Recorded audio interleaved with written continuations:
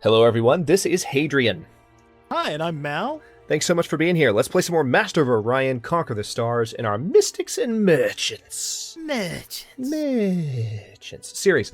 So, we were just saying, things are getting kind of interesting. The Sakura, of course, we've been worried in the same way that we usually do about the Sakura, and in the same way that we usually do in Bromance series about the extreme level runaway AI problem. But now, of course, we have a new variable, which is the Antarans. And the Antarans are specifically designed to attack the runaway player and keep everyone in check. Not necessarily on a level playing field, but just to give the lead player a hard time. So it'll be interesting to see how that happens. How are things on your end? Is that what you have found, though? They always go after the lead player first? Yes, they do. They go after the highest scoring player. Okay. Which is awesome, because it addresses the runaway problem. It's good, and I like that. And it seems fair, because if it's a human player that's in the lead, then they should be able to handle it, right? Yep. In theory. It wasn't like that in Master of Orion 2. It was much more random. So that's interesting that they made that change. Yeah. It makes sense, though. Yeah, and when they defeat when they defeat a fleet of yours, for instance, they taunt you because they've just defeated the greatest of the young races, is the way they say it. Interesting. So they are going after you because you are the best. Kind of like the way the Reapers go after the humans first in Mass Effect. Better than all the rest. Okay, sorry. You can edit that out of yours if you want. You can edit it out of yours. I'm going to leave it in mine. I'm leaving it in mine. People know I sing. They know it. Except when your subscribers ask you not to sing, and then we're both just like, oh no, we're singing. Oh no, that doesn't stop me. I mean, what I hope is that we don't have to go back to Sound of Silence this series. I'm hoping for a brighter future for this series. A brighter future. That we don't have to go to that one. I just won. I've only got 2% left, but I just won a quote unquote balanced auto resolve fight. Wow, not bad. That's crazy. Yeah, I'm going to visit the Sakura again and see if they are willing to reconsider that non-aggression pact. I'm probably going to ask you for $500. Right? No, they're not even interested. So they're still unhappy. You could do exchange tech on your side and give them like some crappy piece of tech that you don't care about, that they don't have. That's a good point. Yeah. Give them deep scanner or something that they don't have, or something BS like that. The only thing I can give them is class 1 shield, and I'd prefer not to do that. Oh yeah, I wouldn't do that then. Because aren't they uncreative now too? So it's limited what they can. Yeah. Okay. Hang on, let me double check that. Yes, they are uncreative, so they don't get choices. Yeah. So if they're already past that tech, they can't get it unless they buy it, trade it, or steal it. Which is great from a defensive standpoint. And it looks like the Terran are, in fact, we were looking at this at the end of the last episode, they are moving on the Trilarians. There it is. Galactic News Network. They're at war. Okay. I mean, generally, I would be all for that, but I don't really want them to gobble them up. Yep. I don't either. But it looks like that's what's going to happen. Are you re-upping our trade treaty? I will right now, yep. Thank you.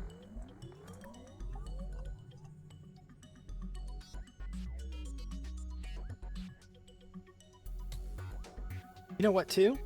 What? We need an alliance, because then our military forces look as one for purposes of them determining whether or not they want to go to war with us. Agreed. So we've got that set up. Okay, I think I'm ready to colonize this world. Yes, I am. Perfect. All right, so Iramura now belongs to the Fiefdoms. The Elerian Fiefdoms is what this race is called. There's the Trilarian Troll, the Gnolam League, which is, I guess, the most generic of the labels for the empires of the 3 new ones. Yeah, this is the Elerian Fiefdoms. They're a feudal society, which is cool. Which is what they were in Master of Orion 2. Yep. But they, that's something that is different between this and the previous iterations, is that there were actual different government types. So you had different bonuses or malices based on your government type, be it feudal, dictatorship, or democracy. Nice. Which is something I kind of wish they had in this, like a true government type. Maybe they'll add it at some point. It would be nice to have.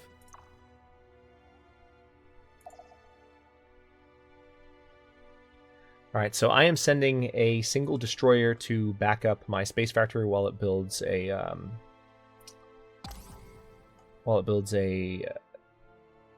outpost in Iramura.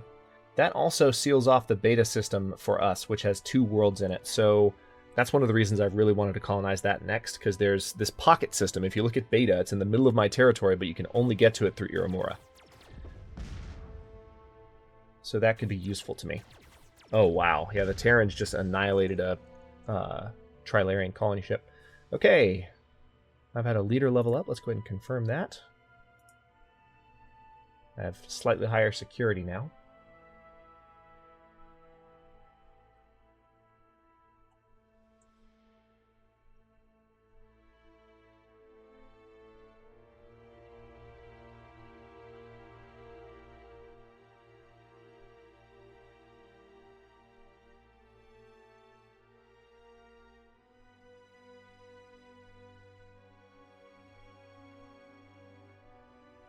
Take a look and see. Sakura have any decent tech? Not really. They've got fusion beam. They don't. No one seems to be running away tech-wise from us, so that's a good sign. That is a good sign. We'll see if it remains that way. Because we have tech victory turned off, we can't actually tell. Unfortunately. We're actually at the bottom of the list in most cases. That's always the way it is, though. In the cases that matter. Yeah, in these series because of the ridiculous bonuses they get. So you're going to see us slowly climb up the lists as empires are established and economies start to spin up.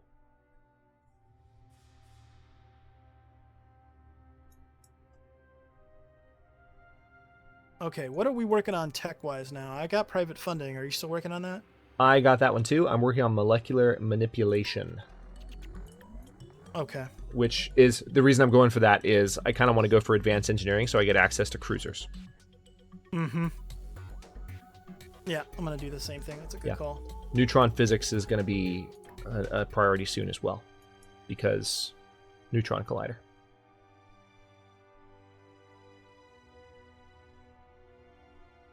Yeah, I'm glad the Antarans hit the Sakura when they did.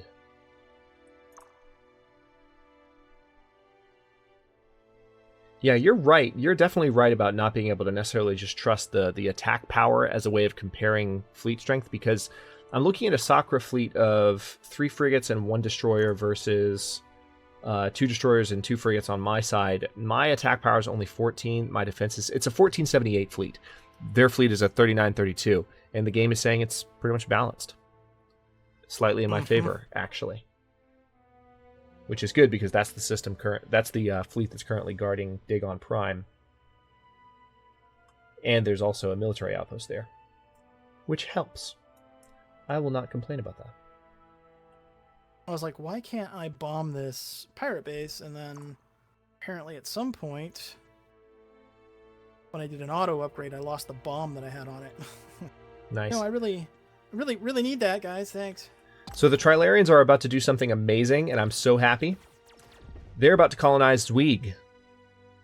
Really? Yes, which is the planet. That was the pirate base system on the other side of the wormhole. So that's going to give the Sakura someone else to yell at.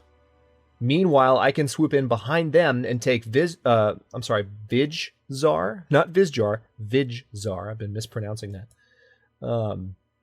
And wow, that's amazing. If they don't kill them, if the Sakura doesn't kill them, it also keeps them in the game longer.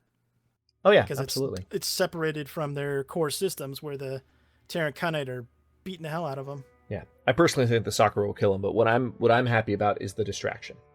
Hey, this is cool. I got that +1 population from killing the pirate enclave that you were talking about. Mm-hmm. Which world did it go to? The one in the system, Palladius Prime. That was nice. That was actually really good. New colony, right? Yep. That was very helpful. I agree with you. That's nice. Very snazzy. Yep. It's a simple thing, but it's not just a because Hadrian thing. It's actually practical in this case. It looks like they finally balanced it. Like the first sort of pseudo decent ship from them showed up like 4 turns ago. So that was like turn 85, 86. Yep. They weren't weren't spamming or it wasn't overwhelming. So it looks like they finally fixed it. That's Yeah, nice. pirates should just be a nuisance. They shouldn't actually be a threat. Unless you're playing with profound incompetence.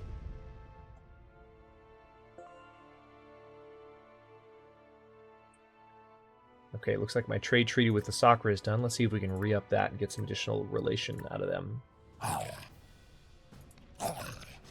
Well, now this is a fair deal. Fine.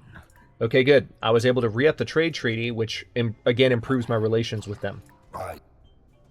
We have no interest in this. Also, interesting, they are still not interested in a non-aggression pact, but they're not rejecting it angrily anymore.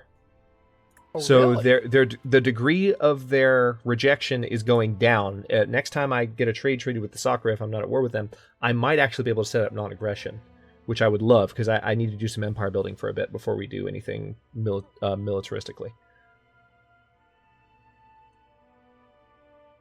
I'm interested to see how the Antarans affect the extreme runaway AI. We said this before, maybe I didn't state it directly, but I do actually want to see exactly how that affects the traditional runaway Sakura, with the Antarans bugging them constantly. That's going to be a lot of fun in this series. See how that scales out. Yeah. Yep. I have a colony ship 2 turns away from being done in Draconis. The humans just colonized Juka Prime. Ironically, a Terran colony ship is leaving that system at the same time. Yeah, the Terrans are bombing the crap out of that world.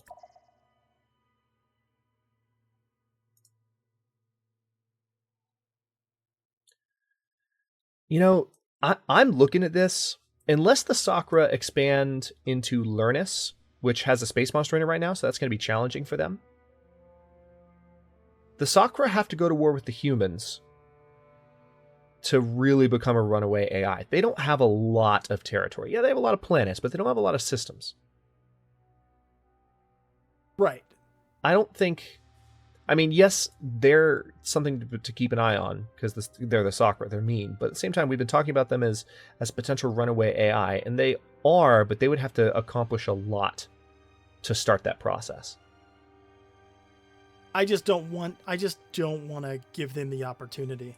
Yeah. Oh, I agree. I'm not saying we turn away from them, but I'm just looking at it objectively.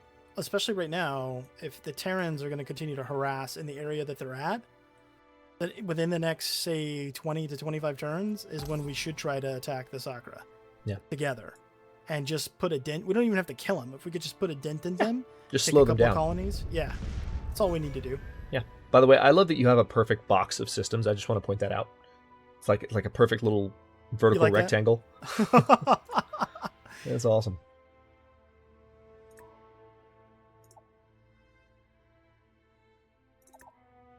I'm going to go ahead and go for the advanced data center on Draconis 2. I've got a new colony ship, and I'm going to send it straight down to Vizjar. Let's see, Yeah, I think I can risk this. I'm going to go ahead and send this destroyer in to hit Vizjar Prime, the pirate base, to have that system cleared out. Oh no, the Trilarian colony ship retreated from Zweig. Why did you do that? Maybe they decided it was pointless to put a colony there? Too dangerous? I don't know. There's definitely a pirate marauder in the area. My destroyer can still take it solo, but... So I can understand their reticence, but like... That's frustrating. Alright, Draconis 2 has grown again. Very good. Keep that population in production. Okay, so I've just finished research on... what tech was that? Molecular manipulation. That's right, because I'm going to go for advanced engineering next for the cruiser. It's going to take me 12 turns. I'll get access to titanium armor as well. And Merculite missile modifications. Not that we're really using missiles that much at the moment.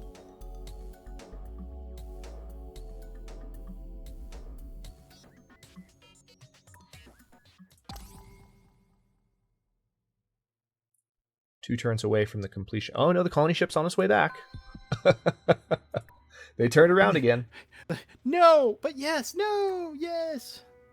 Make up your minds. What do you want?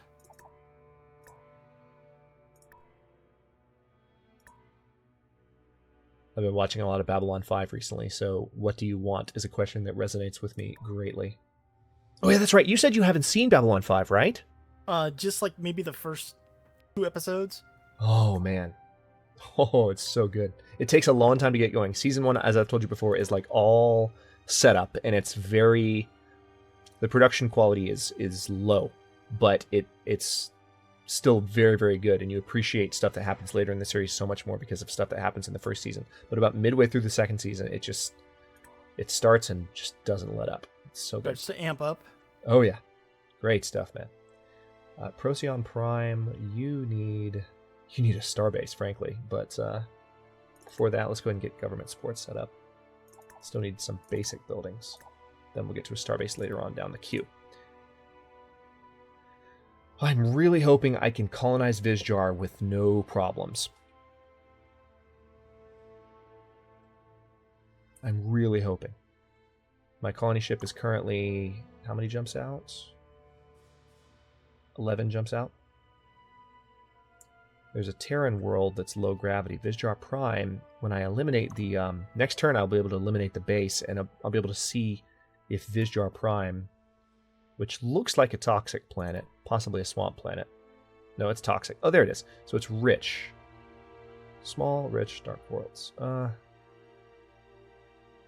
So both of these worlds have issues. Vizjar 3 might... I can't tell how much room for population Vizjar has, though. So, anyway, I'm rambling. What are you up to? I am going through real quick and like checking, making sure that I've got all the structures I need built, either built or in the queue. Also, a piece of tech I forgot to give you that I got from I bought it. I don't know if you have any planets that it'll work on or not, but if so, go. Thank you. Mm-hmm. I do have a few, actually. Draconis 2 it'll work on, Meso 2, and if I go ahead and colonize Meso Prime, as you so graciously decided to let me do, I will be able to use it there as well. Trying to get some more ships built too. I'm not feeling real comfortable right now, actually, with my current state of military power or lack thereof. Yeah. All right, I've got my destroyer paying a visit to Vizjar. Galactic News Network. A gigantic space dragon has been discovered. I think we knew about that. Yeah, it's in Horn. Well, I knew about it anyway. Your crew descends. Nice. We got a population on Dagon Prime from killing a pirate base. That went to possibly the very best colony it could have gone to. Wonderful. And I'm actually going to buy a government support facility because we have a striking pop on that population right now. And that should do away with that problem as well. Oh, that was awesome.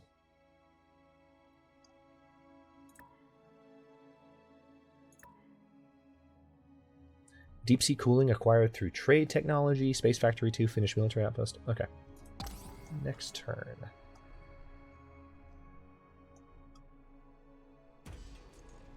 You said you were maxed out already on your military? I'm at 14 and 15, so I'm getting there. But one of those command points is coming from a colony ship right now. Okay. So once that colony ship gets down to where it needs to be, which is the Vizjar system, then I'll have one less. But I do have some starbases queued up around planets. It's just they're not the immediate projects that are being built.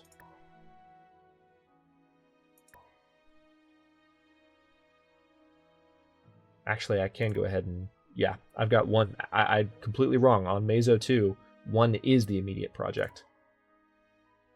So I just bought that to give myself a little bit more. I can't believe Meso 2 is still only one population. It's going to grow soon, but... God, that planet. I need to get a civil transport from, like, Draconis 2 and just send another pop that way. Yeah. I mean, none of my planets are particularly huge, so it's not like something I've really thought about anywhere. The Amoeba is not a threatening fleet. Don't tell me that, game. You're scaring me. Starbase completed at Meso 2. Okay, so now I have 20 command points. Now I'm a little better on command points.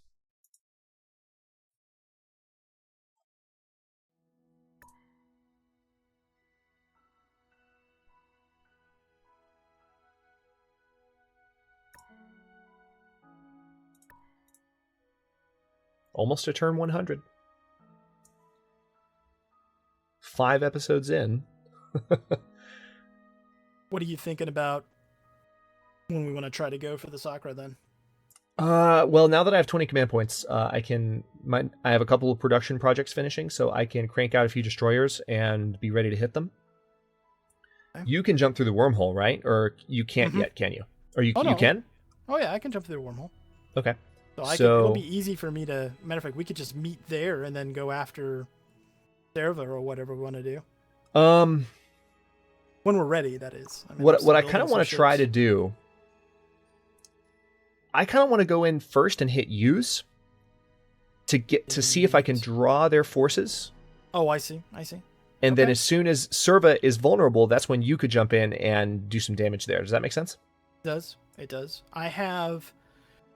I've got 3 destroyers that'll be done in 15 turns, and then I'm pretty much ready to go. Okay, perfect. Procyon Prime is about ready for a production project.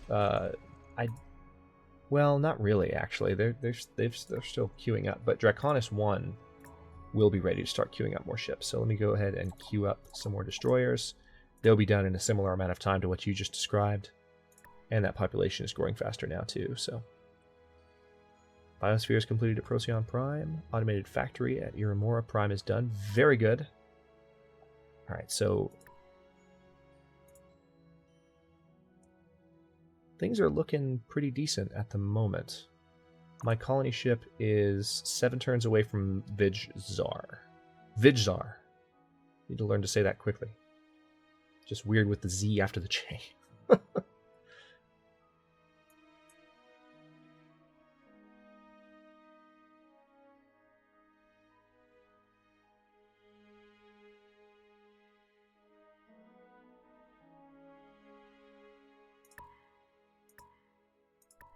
Also, in 7 turns, I'll have access to cruisers, which is another thing to think about. Mm-hmm. I might want to have 1 cruiser when I hit the Sakura. Kind of fleet assurance, if you will. Or fleet insurance is what I meant to say. Meso 2 has finally grown. And I got a new leader. And it's actually a Sakura. Gunter, the Fixer. Successfully infiltrated the Sakura Empire. Nice. Well done. An old, massive Sakura with a gruff disposition, Gunther has worked for every type of spacefaring adventurer. He once served in the Sakura fleet, but after extensive torture at the hands of his own government when they mistakenly believed he was a Darlock agent, he bailed and never looked back. He is generally a skilled mechanic, but in combat, his intimidating nature serves as a boon against enemies. Let's hire him, and as soon as I have that cruiser, I'm going to put him somewhere. But for now... let's see, my first... oh yeah, that's right. I get a travel bonus for my first fleet leader, and he's already hanging out with my main force.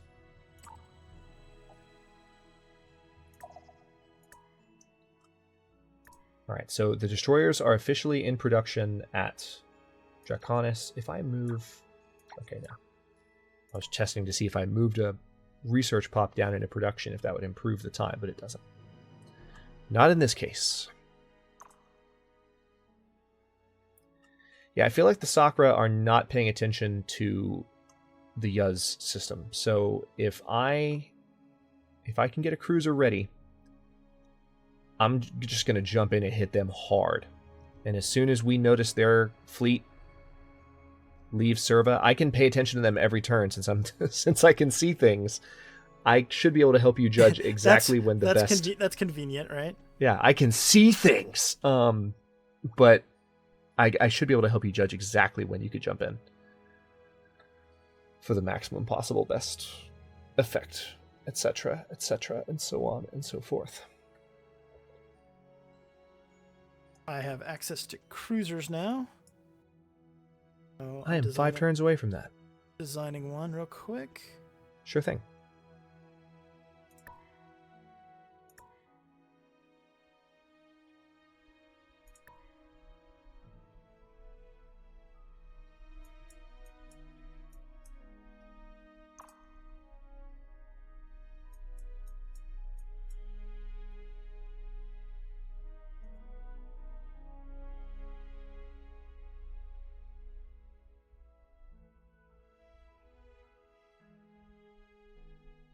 Grab, let's see, some neutron blasters.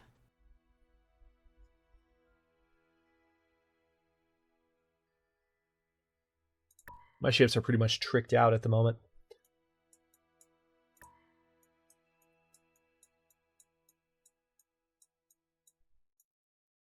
$22 attack and 78 defense on one cruiser. That's pretty good. And that's pretty good for this stage in the game, man. My Yeah. my destroyers are still at like 4 attack power. Let me get a cruiser being built. Well, here, let's go to the next turn. I can do it next turn. Okay. Turn 100. There it is. Oh, and we're actually... Yeah. Yep. It Okay, happened then. again. Yeah. Too much fun. Not enough time. Okay, I just did a quick browse through my colonies to make sure I'm at a stopping point. You ready to Yeah, sure. cut this one here? All right, cool. We'll go ahead and cut this one here, folks. Thanks for watching. If you enjoyed this one, don't forget to like the video and subscribe to follow along. New episodes in Mystics and Merchants air daily at 11 a.m. Eastern Time. Comments are always welcome. Thanks so much for watching, folks. Until next time, he's Hadrian, I'm Mal, and we will see you later.